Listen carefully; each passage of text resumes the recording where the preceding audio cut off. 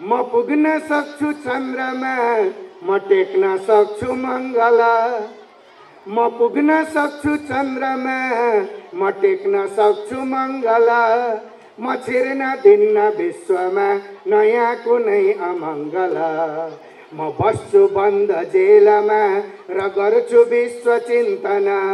निकाल्छु एक औषधि गरी समुद्र मन्थन। सुटुक्क स्वर्गमा गई म अग्नि चुर्न सक्दछु। छ औषधि कतै भने पहाड फुर्न सक्दछु। म हार्न दिन्न विश्व यो, म मार्न दिन्न मानव। म हार्न दिन्न विश्व यो, म मार्न दिन्न मानव। म छिर्न दिन्न त्रासदी, म गिर्न दिन्न गौरव। म छिर्न दिन्न त्रासदी, म गिर्न दिन्न गौरव। मैले यो सङ्कल्प गरेको छु, हामी सबै हौँ, हामी आफ्नो आफ्नो तर्फबाट सङ्कल्प गऱ्यौँ भने त्यो गन्तव्यमा पुग्न सकिन्छ भन्ने कुरा हो। यहाँ मलाई खुसी लागेको पाटो अर्को पनि छ। साना भाइ बहिनीहरूले गुरु वन्दना प्रस्तुत गर्नुभयो। म त गुरु कविता लेख्ने मान्छे, यहाँहरूले कक्षा 6 मा गुरु कविता पढिराख्नु भएको थियो केही समय अगाडिसम्म। गुरु वन्दना देख्दा म आफै भावुक भएँ। मैले गुरु हुन् कार्यले माझी, ढुङ्गा तार्छन् निरन्तर, छोड्दछन् पसिना धारा, यात्री उद्धार खातिर।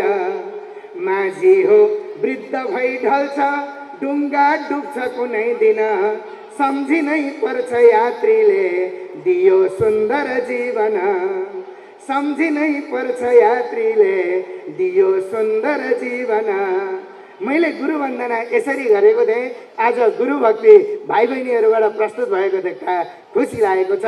अब अन्त्यमा यहाँहरूलाई शुभकामना व्यक्त गरेर बिदा चाहन्छु। तिम्रा पाउचले प्रभात पथमा गन्तव्य दासी बनोस्, तिम्रा हात उठे समाउन भने उद्देश्य आफै परोस्।